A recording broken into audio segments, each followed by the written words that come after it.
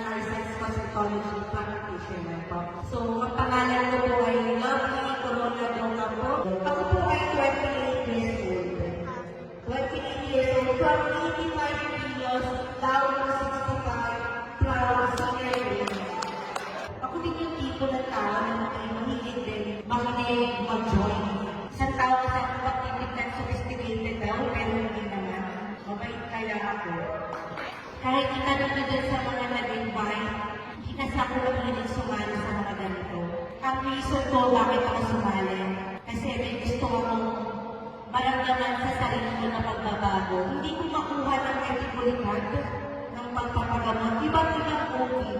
I am a PCOS survivor. PCOS means meron kaming problema ng menstruation. For 9 months, kung tutukusin para na buntis, di po ako nagkakaroon ng menstruation. 9 months. And then, yung mother ko, may mga tinitik sila sa bahay. Proudly, senior grade. Ako naman, senior grade. Bahala kayo dyan. Ganun ang tao. And then one time, nagtimpla yung pamangkin ko from 85 kilos down to 65. Kasi ako wala ng senior grade. Proud. Proud and loud.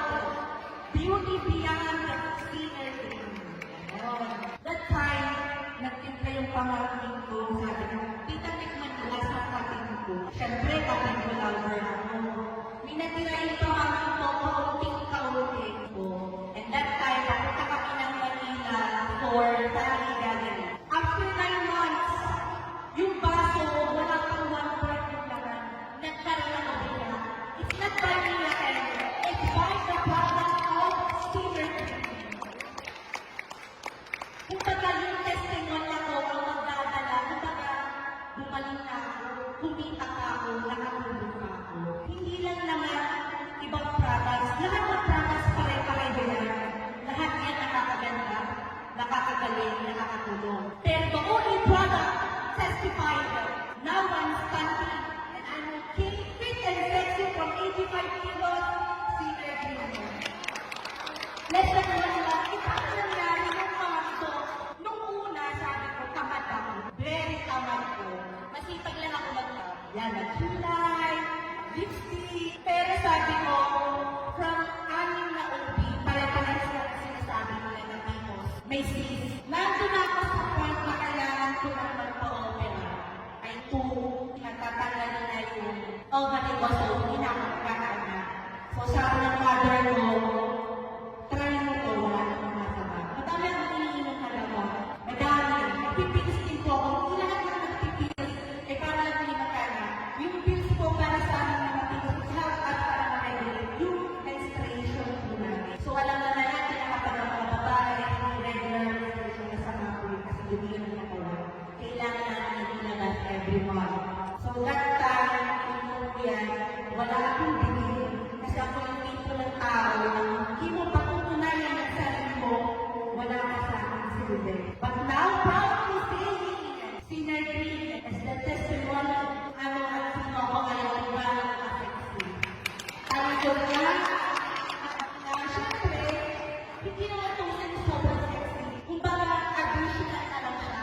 Ang purpose ko, dahil PCOS ako, I'm standing and fighting PCOS.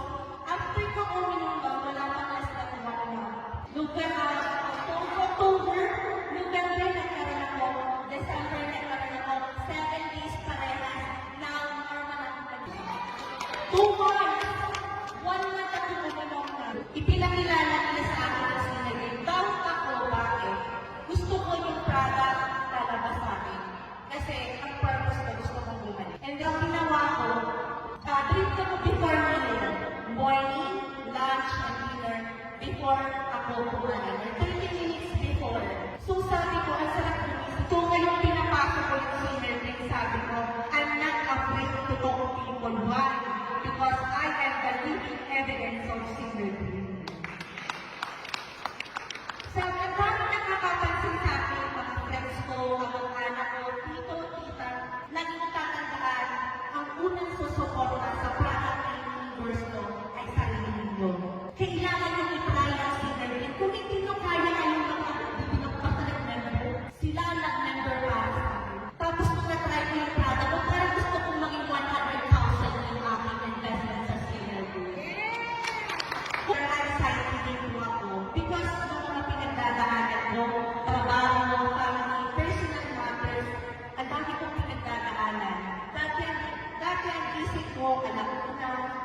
dos. Pero within 1 months, ang aga ko nagigising. Dahil nga din siguro hindi po ako nagkaka-menstruation, so lagi ako ang bigat ng katawan ko, parang lagi ko dala yung mundo. Kasi sabi nila, PCOS normal lang yan, like PCOS is a big issues para sa aming mga kababaihan, sa aming mga kadagalagan, big issues po yun. Kasi apektado po yun ang mental. And then at the same time po, pag PCOS kayo, meron kayong imbalance hormonal, yung anxiety, depression, ako yan. Pwede nyo akong ilabot bilang ako yan. But because of CRT, alam mo, I am the living proof talaga ng sarili ko. Why? Kasi I tried. I spent.